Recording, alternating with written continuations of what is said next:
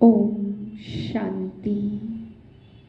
मैं भ्रकुटी की कुटिया में विराजमान दिव्य ज्योतिर्बिंदु आत्मा हूँ। मैं शांत स्वरूप हूँ, तेजस्वी आत्मा हूँ। 24/11/2023 के महावाक्य हैं। आज बाबा हम बच्चों को समझाते गुप्त रहस्य और गुप्त मशीनरी। बाबा कहते कई बच्चे निमित्त आत्माओं से डायरेक्शन लेते हैं, लेकिन ये सोचते हैं कि ये निमित्त आत्माएं, ये दीदियाँ, ये दादियाँ या फिर ये निमित्त बहनें किसी के कहने पर हमें डायरेक्शन दे रही है, इसलिए हम क्यों माने। बाबा कहते हैं ऐसा सोचना भी व्यर्थ है। यह भी आपके अंदर एक व्यर्थ संकल्प आता है। अगर बाप ने किसी को निमित्त बनाया है और आप उस निमित्त आत्मा के कहने अनुसार चल रहे हैं, तो आप बहुत समझदार हैं, जिससे आप अनेक पापों से बच जाते हैं। बोझ आपके सिर पर नहीं चढ़ता है, क्योंकि बाप ने निमित्त बनाया तो बाबा कहते उसका जिम्मेवार भी बाप है। कोई न कोई विशेषता के कारण बाप उसको निमित्त बनाते, तो निमित्त आत्माओं के डायरेक्शन पर जो चलता है वो ऑटोमेटिक ही पाप से बाबा ने कहा बच जाता। अगर कोई बात उनको पसंद नहीं भी आती, समझ में नहीं भी आता, लेकिन निमित्त आत्मा ने कहा और उन्होंने किया, तो बाबा कहते आज कि ये गुप्त मशीनरी है कि पाप को भी बाप बदल देगा। तो समझदार सेंसिबल आत्मा की निशानी बताई, निमित्त के डायरेक्शन पर चलते रहेंगे। फिर बाबा ने आज गीता के भगवान के ऊपर भी समझाने के लिए कहा कि गीता किसने रची वो भी समझाना है, गीता से किसका जन्म हुआ वो भी समझाना है, गीता से क्या पद की प्राप्ति हुई वो भी समझाना है। फिर बाबा कहते अगर सच्चाई सफाई से चलेंगे तब किसी को ज्ञान का तीर लगेगा। अगर खुद ही सच्चाई से नहीं चलते तो दूसरों को कैसे तीर लगाएंगे। फिर बाबा कहते संगम युग पर महारानी नहीं बनना है। अगर यहाँ महारानी बनेंगी तो फिर सतयुग में दासी बनना पड़ेगा। इसलिए बाबा कहते हैं कर्म योगी बनना है, अपनी सेवा अपने हाथ से खुद करनी है। यहाँ अगर दासियाँ बनाएंगे, कोई ऐसी भूल करेंगे तो फिर आगे चल करके खुद दासी बनना पड़ेगा। मीठे बच्चे, तुम्हारी सच्ची बात का तीर तब लगेगा जब दिल में सच्चाई सफाई होगी। तुम्हें सत्य बाप का संग मिला है, इसलिए सच्चे बनो। प्रश्न है, तुम सब स्टूडेंट हो, तुम्हें किस बात का ख्याल रखना जरूरी है।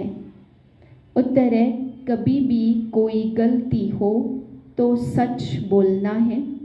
सच बोलने से ही उन्नति होगी।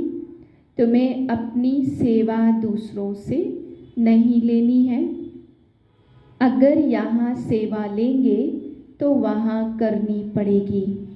तुम स्टूडेंट अच्छी तरह से पढ़कर दूसरों को पढ़ाओ तो बाप भी खुश होगा। बाप प्यार का सागर है, उनका प्यार ही यह है जो तुम बच्चों को पढ़ाकर ऊंच मर्तबा दिलाते हैं। गीत है, किसने यह सब खेल रचाया। ओम शांति।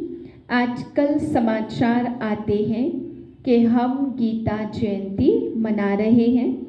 अब गीता को जन्म किसने दिया, यह है टॉपिक। जयंती कहते हैं तो जरूर जन्म भी हुआ ना। उनको सब कहते श्रीमद् भगवत गीता जयंती, उनको जन्म देने वाला भी चाहिए ना। सब कहते हैं श्री कृष्ण भगवानोवाच, तो फिर श्री कृष्ण पहले आता, गीता पीछे हो जाती। अब गीता का रचयिता जरूर चाहिए। अगर श्री कृष्ण को कहते तो पहले श्री कृष्ण, पीछे गीता आनी चाहिए। परंतु श्री कृष्ण छोटा बच्चा था, वह गीता सुना न सके। यह सिद्ध करना होगा कि गीता को जन्म देने वाला कौन। यह है गुह्य बात। श्री कृष्ण तो माता के गर्भ से जन्म लेता है। वह तो सतयुग का प्रिंस है। उसने स्वयं प्रिंस का पद पाया। गीता द्वारा राजयोग सीखकर। अब गीता को जन्म देने वाला कौन? परम पिता परमात्मा शिव या श्री कृष्ण? श्री कृष्ण को वास्तव में त्रिलोकीनाथ त्रिकालदर्शी भी नहीं कह सकते। त्रिलोकीनाथ त्रिकालदर्शी एक को ही कहेंगे। त्रिलोकीनाथ माना तीनों लोकों पर राज्य करते हैं। मूल, सूक्ष्म, स्थूल इन तीनों को कहा जाता त्रिलोकी। इनको जानने वाला है त्रिलोकीनाथ त्रिकालदर्शी परम पिता परमात्मा शिव। यह महिमा उनकी है, ना कि श्री कृष्ण की। श्री कृष्ण की महिमा है 16 कला संपूर्ण, सर्वगुण संपन्न। उसकी भेंट करते हैं चंद्रमा से। परमात्मा की भेंट चंद्रमा से नहीं करेंगे। उनका कर्तव्य ही अलग है। वह है गीता को जन्म देने वाला रचयिता। गीता के ज्ञान व राजयोग से ही देवताएं प्रकट होते हैं। मनुष्य को देवता बनाने के लिए बाप को आकर नॉलेज देनी पड़ती। अब यह समझानी देने वाले बड़े ही होशियार ब्रह्मा कुमार कुमारियां चाहिए। सभी एक जैसा समझा नहीं सकते। बच्चियां भी तो सब नंबरवार हैं। टॉपिक भी ऐसी रखी जाए कि श्रीमद् भगवत गीता को जन्म किसने दिया। इसके लिए कंट्रास्ट समझाना है। भगवान तो एक ही है, परम पिता परमात्मा शिव। उस ज्ञान द्वारा ज्ञान सुनकर श्री कृष्ण ने यह पद प्राप्त किया। सहज राजयोग से यह पद कैसे पाया, यह समझानी देनी पड़े। ब्रह्मा द्वारा ही पहले बाप ब्राह्मण रचते हैं। सभी वेद शास्त्रों का सार सुनाते। ब्रह्मा के साथ ब्रह्मा मुख वंशावली भी चाहिए। ब्रह्मा को ही त्रिकालदर्शी पने का ज्ञान मिलता। त्रिलोकी अर्थात तीनों लोकों का भी ज्ञान मिलता। तीनों काल आदि मध्य अंत को मिलाकर कहा जाता। और तीनों लोक अर्थात मूल, सूक्ष्म और स्थूल वतन। यह अक्षर याद करने हैं। बहुत बच्चे हैं भूल जाते। भुलाया है देह अहंकार रूपी माया रावण ने। तो गीता का रचयिता परम पिता परमात्मा शिव है, ना कि श्री कृष्ण। परम पिता परमात्मा ही त्रिकालदर्शी तथा त्रिलोकीनाथ हैं। श्री कृष्ण में व लक्ष्मी नारायण में यह नॉलेज है ही नहीं। हाँ, जिन्होंने यह नॉलेज बाप से पाई वह विश्व के मालिक बन गए। जब सदगति मिल गई फिर यह नॉलेज बुद्धि से गुम हो जाती। सबका सदगति दाता वह एक ही है। वह पुनर्जन्म लेने वाला नहीं है। पुनर्जन्म शुरू हुआ सतयुग आदि से। कलयुग अंत तक 84 जन्म लेते रहते। यह समझानी देनी पड़ती। सब तो 84 जन्म लेते नहीं। जिसने यह गीता लिखी उनको त्रिकालदर्शी नहीं कहेंगे। पहले ही लिखा है कि श्री कृष्ण भगवानोवाच। यह एकदम रॉन्ग है। रॉन्ग भी होना ही है जरूर। जब तक सब शास्त्र रॉन्ग हो तब ही तो बाप आकर के राइट सुनाए। बरोबर ब्रह्मा द्वारा सभी वेद शास्त्रों का सार सुना रहे हैं। अब तुम्हारा है सत्य के साथ संग जो तुमको सत्य बनाते हैं। प्रजापिता ब्रह्मा और उनकी मुख वंशावली जगदम्बा सरस्वती। प्रजापिता ब्रह्मा के सभी बच्चे आपस में भाई बहन ठहरे।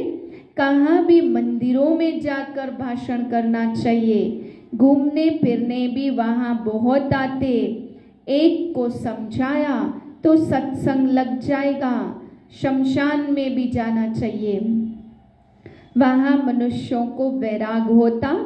परंतु बाबा कहते मेरे भक्तों को समझाने से वह फट से समझेंगे। तो शिव बाबा के मंदिर और लक्ष्मी नारायण के मंदिर में जाना पड़े।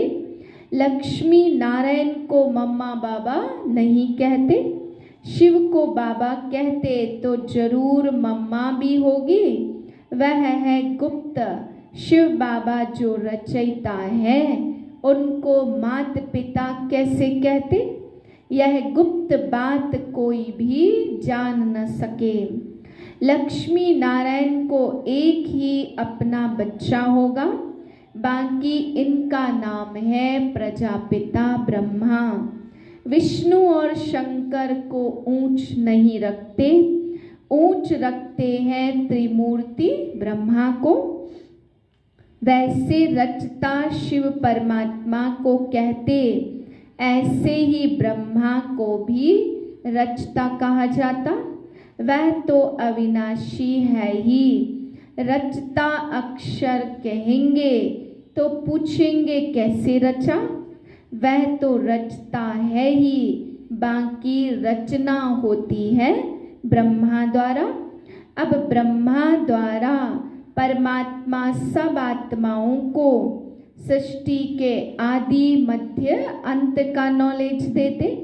वेद शास्त्र आदि सब है भक्ति मार्ग की सामग्री। तो भक्ति मार्ग आधा कल्प चलता और यह है ज्ञान कांड। जब भक्ति मार्ग पूरा होता तब सब पतित तमो प्रधान बन जाते। तब मैं बाप आता हूँ। पहले सतो प्रधान से सतो रजो तमो ऊपर से पवित्र आत्माएं आती हैं। ऐसा कोई कर्म नहीं किया जो उनको दुख भोगना पड़े। क्राइस्ट के लिए कहते उनको क्रॉस पर चढ़ाया। नई आत्मा जो धर्म स्थापन करने आती उनको दुख मिल नहीं सकता। जब कोई मैसेंजर भेजते हैं तो वह सफ़ेद झंडी ले आते, जिससे वह लोग समझ जाते यह कोई मैसेज ले आया। उनको कोई तकलीफ नहीं देते। तो मैसेंजर जो आते उनको कभी कोई क्रॉस पर चढ़ा न सके। दुख आत्मा ही भोगती है, आत्मा निर्लेप नहीं है। यह लिखना चाहिए, आत्मा को निर्लेप कहना रोंग है। यह किसने कहा? शिव भगवानोवाच। यह पॉइंट तुमको नोट करनी चाहिए। लिखने के लिए बड़ी ही विशाल बुद्धि चाहिए। समझो प्रदर्शनी में क्रिश्चियन लोग आते हैं तो उनको भी बता सकते कि क्राइस्ट की सोल को क्रॉस पर नहीं चढ़ाया गया, बाकी जिसमें उसने प्रवेश किया उस आत्मा को दुख हुआ। तो ऐसी बातें सुनकर वंडर खाएंगे। उस पवित्र आत्मा ने आकर धर्म स्थापन किया गॉड फादर के डायरेक्शन अनुसार। यह भी है ड्रामा। ड्रामा को भी कई लोग समझते हैं, परंतु उनके आदि मध्य अंत को नहीं जानते। ऐसी ऐसी बातें सुन वह लोग कुछ समझने की कोशिश करते हैं। कृष्ण को भी कोई गाली दे न सके। बरोबर गालियां भी मिल रही हैं। किसको? शिव बाबा को नहीं, इस साकार को। टीचर तो बाबा है ना, प्योर सोल, और यह है इम्प्योर सोल। जो प्योर बन रहा है, जो समझ गए हैं, वह बित बित नहीं करेंगे। नहीं तो समझेंगे कि यह तो सिखाया हुआ है, फिर वह कोई बात उसको जचती नहीं है, तीर नहीं लगता। सच्चाई सफाई बहुत होनी चाहिए। जो खुद विकारी होगा वह दूसरों को कहे काम महाशत्रु है तो तीर लग नहीं सकता। जैसे पंडित का मिसाल, राम राम कहने से नदी व सागर पार कर जाएंगे। यह अभी की बात है। शिव बाबा कहते, मुझे याद करने से तुम इस विषय सागर से पार हो जाएंगे। कौन सा सागर, यह पंडित नहीं जानते। वैश्यालय से शिवालय में चले जाएंगे। बड़ी अच्छी रीति से श्रीमत पर चलना है। कहते हैं ना बाबा, चाहे प्यार करो चाहे ठुकराओ, तेरा दर नहीं छोड़ेंगे। यहाँ तो सिर्फ समझानी दी जाती तो भी कई मुर्दे बन जाते हैं। बच्चों को तो लिखना पढ़ना पड़ता। बाप प्यार का सागर है, अर्थात पढ़ाकर ऊंच मर्तबा दिलाते। यही प्यार है। बाप जब पढ़ाता है तो पढ़कर औरों को भी पढ़ाना है। बाप को खुश करना है, बाप की सर्विस में तत्पर रहना है। बाप की यही सर्विस है कि अपने तन मन धन से बाप की सच्ची सेवा करो। तुम्हें तो बुलंद आवाज से समझाना चाहिए। सभी नंबरवार हैं, राजधानी में भी नंबरवार होंगे।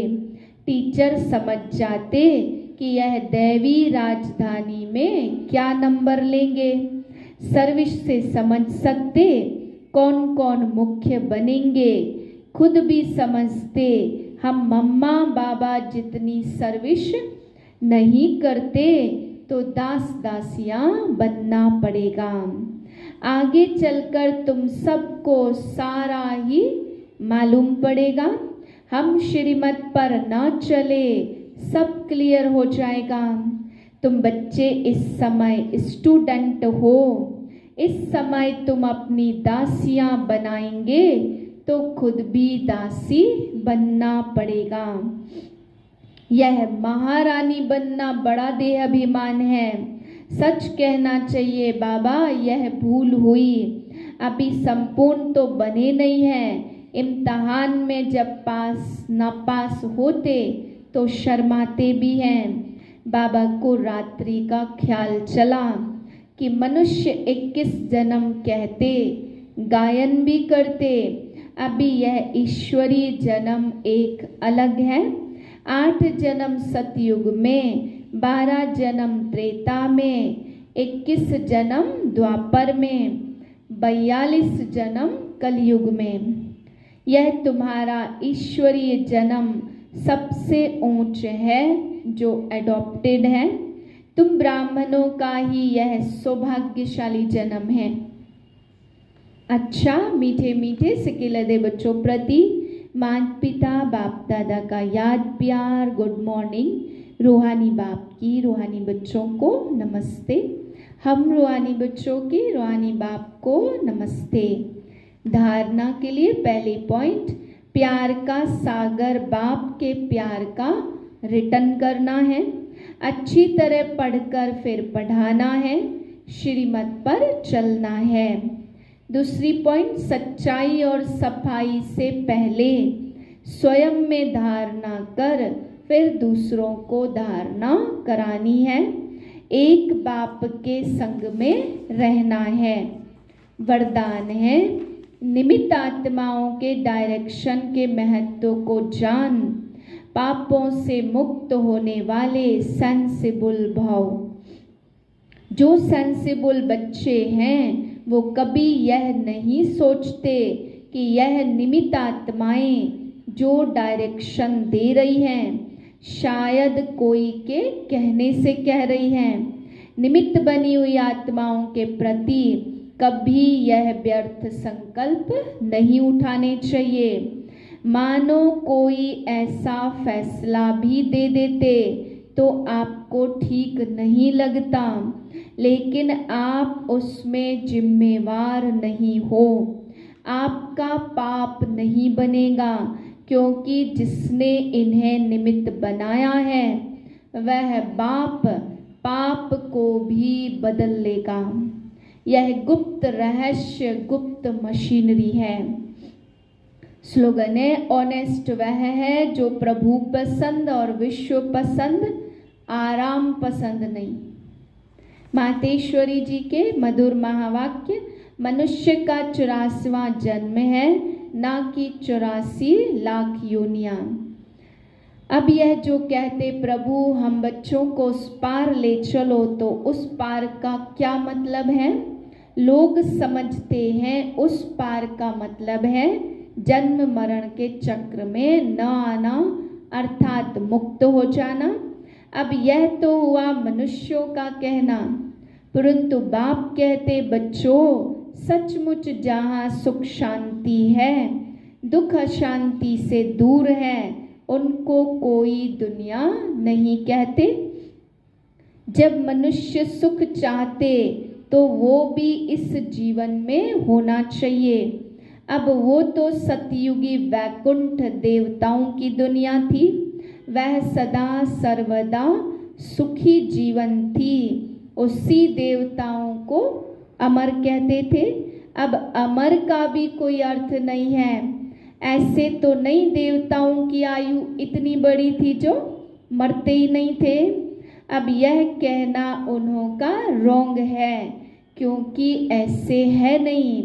उनकी आयु कोई सतयुग त्रेता तक नहीं चलती, परंतु देवताओं के जन्म सतयुग त्रेता में बहुत हुए हैं। 21 जन्म तो उन्होंने अच्छा राज्य भाग्य पाया, और 63 जन्म द्वापर से कलयुग के अंत तक टोटल उन्हों के जन्म चढ़ती कला वाले 21 हुए और उतरती कला वाले 63 हुए। टोटल मनुष्य 84 जन्म लेते, बाकी यह तो मनुष्य समझते कि मनुष्य 84 लाख योनियां भोगते। यह कहना है भूल।